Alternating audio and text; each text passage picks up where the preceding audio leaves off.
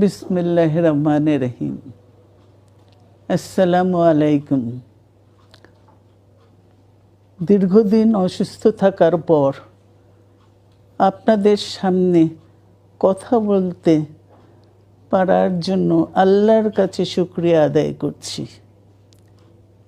আমার কারাবন্দী অবস্থায় আপনারা আমার কারামুক্তি ও রোগ মুক্তির জন্য সংগ্রাম করেছেন, দোয়া করেছেন। সেজন্য আমি আপনাদের সকলকে ধন্যবাদ জানাচ্ছি। দীর্ঘ আন্দোলন সংগ্রাম ও ত্যাগের মধ্য দিয়ে আমরা ফ্যাসিবাদী অবৈধ সরকারের কাছ থেকে মুক্তি পেয়েছি। আমি আন্তরিক ধন্যবাদ জানাতে চাই আমাদের বীর সন্তানদের, যারা মরণপণ সংগ্রাম করে এই অসম্ভবকে সম্ভব করেছে। শত শত শহীদদের জানাই শ্রদ্ধা। এ বিজয় আমাদের নতুন সম্ভাবনা নিয়ে এসেছে। দীর্ঘদিনের নজিরবিহীন দুর্নীতি,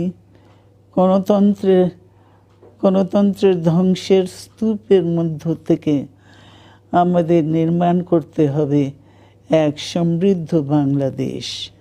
ছাত্র তরুণরাই আমাদের ভবিষ্যৎ। তরুণরা এই যে স্বপ্ন নিয়ে বুকের রক্ত ঢেলে দিয়েছে, সেই স্বপ্ন বাস্তবায়নে করতে মেধা, যোগ্যতা, জ্ঞান ভিত্তিক গণতান্ত্রিক বাংলাদেশ গড়ে তুলতে হবে। শোষণহীন সমৃদ্ধ বাংলাদেশ। সকল ধর্মের গোত্রের অধিকার নিশ্চিত করতে হবে। শান্তি,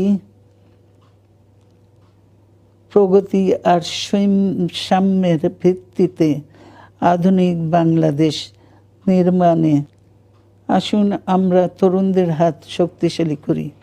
ধ্বংস নয়, প্রতিশোধ নয়, প্রতিহিংসা নয়, ভালোবাসা, শান্তি ও জ্ঞান ভিত্তিক সমাজ গড়ে তুলি। আল্লাহ হাফেজ। বাংলাদেশ জিন্দাবাদ।